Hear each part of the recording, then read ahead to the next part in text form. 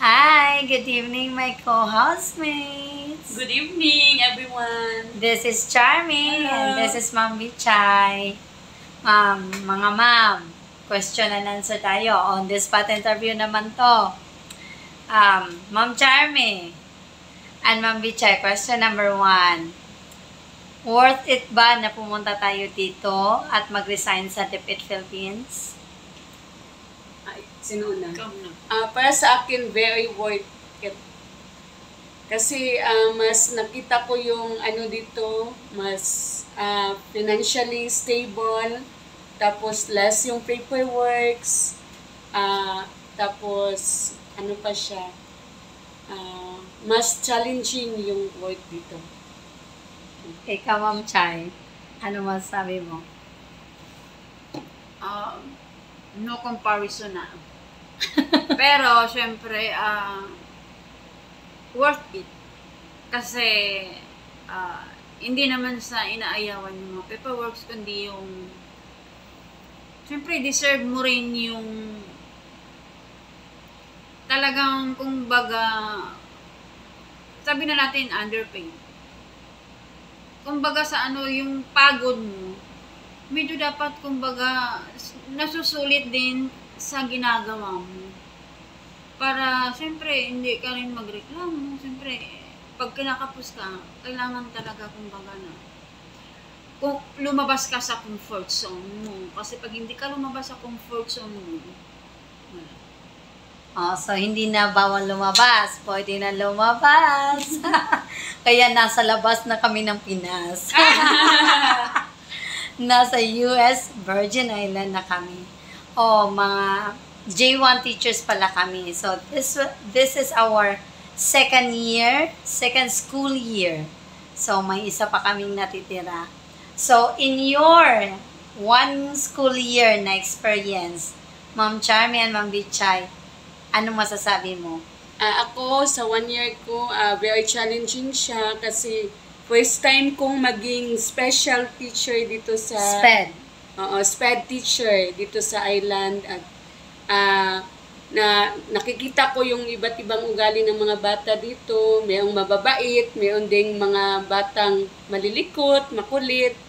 Pero ano naman siya, worth it naman kasi nakikita ko naman na ano sila, nag-i-improve naman sila, tapos nakikita ko ay na nakikita ko ay na kung paano sila paano nila china-challenge yung sarili nila na mag-aral ng mabuti. So, Ma'am Bichay. Ang 1 year ko, very challenging. Kasi syempre, hindi mo pa masasabi, kumbaga, na makapag-ipon ka na talaga. Syempre, sa unang taon, nandyan lahat ng pagsubok. Iti-test yung strength mo, paano mo ma-overcome yung hirap. Siyempre, talaga sa una, lahat, di ba lahat naman sa una, mahirap. Hindi naging madali sa una. So, kumbaga, lahat ng hirap nandito, pero sa unang taon, nakaya. Depende sa iyo, paano mo dadalhin yun. Andun yung homesick, number 1, di ba? yes. Yung Yes. struggle mo sa pera kasi may utang kang iniwan sa Pinas, pero pag naisip mo yung malapit ka na makatapos, ay nakikita mo na yung liwanag kumbaga sa Meralco. Yon, ako naman, yung first year ko, okay lang kasi second grade yung students ko. Tapos, para sa akin kasi, ang life lang ng work ko. Yes. Teacher lang talaga. So, hindi lang, teacher talaga ako. Teacher talaga ako. No paperworks at all. Yun, di ba? Last school year, yun yung pinakamagaan nga school year ko from the start being a teacher. Muna siya. Additional. Sige. Ako sa first parang challenging siya kasi first time kong gumawa ng mga IEPs sa mga bata.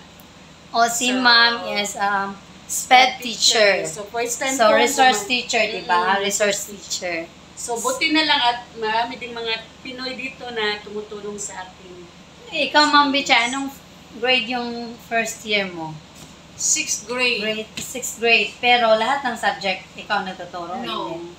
So, English lang ako. ELA ka lang. So, ELA pala dito ang English kasi hinati siya ng 4, di ba? Language. May and language art. arts, reading, spelling, and writing. Yes. Yes. So, ganon. So, next question. Walang taon. Hindi.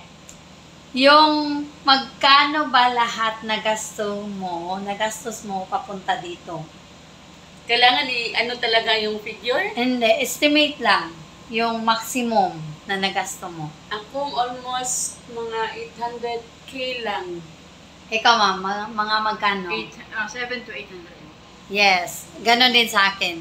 700 to 800. Kasali na doon ang Lahat, airfare, Lahat. lahat na. Pati konsumo dito for 2 months, right? Yung allowance dito for 2 months. Di ba sinabihan tayo magdala ng allowance for 2 months? So, pati na yon kasali na sa 800. So, last year, ano yung pinaka-worst na experience nyo sa classroom? Ikaw, ma'am. Ma'am Charmy, ikaw. Ako yung may batang nagtantrums na ano talaga. So, at first talaga hindi ko alam yung gagawin kasi nagtantum siya sa labas ng classroom. So, ginawa ko, dinala ko ulit sa classroom. Yun. Ikaw, ma'am, pinaka-worst mo. Unang araw ko sa room, tiningnan ako ng estudyante ko mula ulo Yun lang pa. hanggang pa. With matching. Tapos sasagutin ka. Mahilig sila mag-talkback. Tapos, yung hindi sila marunong, although hindi naman lahat, pero mostly, hindi sila yung tipo ng mga, sabi ko kanina, walang comparison pero kaiba nga talaga. Kasi nga, sa atin kasi siyempre, sanay Yung ang mga culture. bata na good morning, ganyan, Respeto. good afternoon. Respeto. Dito hindi.